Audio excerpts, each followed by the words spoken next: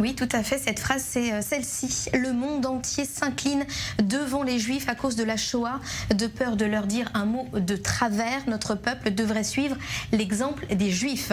Voilà, cette phrase a été prononcée, vous le disiez, par le président biélorusse Alexandre Loukachenko ce week-end lors de la fête de l'indépendance de la Biélorussie.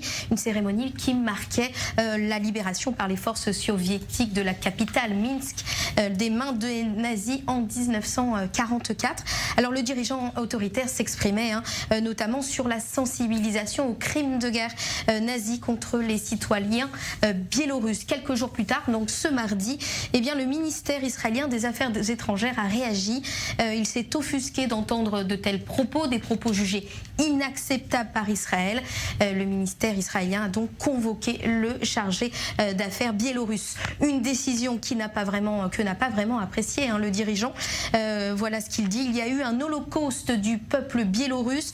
Nous sommes si tolérants, si bons. Nous ne voulions offenser personne et nous en sommes donc venus à être insultés. Les Biélorusses, une nation tolérante, se sont laissés cracher au visage. Bon, pourtant, malgré ces déclarations, le président israélien Reuven Rivlin a adressé un courrier de félicitations à son homologue biélorusse. Alors évidemment, Julia, non pas pour le féliciter de ses récents propos, mais c'est le protocole, puisque la lettre a été envoyée, je cite, conformément au protocole du ministère des Affaires étrangères pour la fête nationale de tout pays avec lequel Israël entretient des liens diplomatiques. Alors, protocole ou pas, eh bien, le bureau du président israélien a essuyé plusieurs critiques sur les réseaux sociaux. Il faut savoir que Reuven Rivlin est l'un des rares présidents, chefs d'État occidentaux, en tout cas, à avoir félicité le dirigeant biélorusse, considéré, on le sait, comme un dictateur qui dirige d'une main de fer cette nation ex-biélorusse, ex-soviétique, d'un peu plus de 9 millions d'habitants depuis 27 ans. Et puis de côté de l'opposition, on n'hésite pas non plus à critiquer ses propos pour Franak Viakorka. Il est le principal conseiller de Sviatlana Tsikhanouskaya. C'est une opposante au régime. Voilà ce qu'il dit.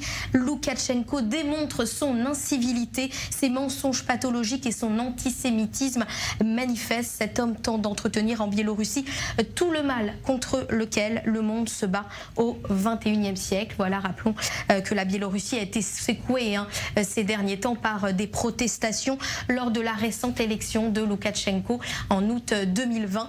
Réaction largement considérée comme truquée. Réélection. Réélection.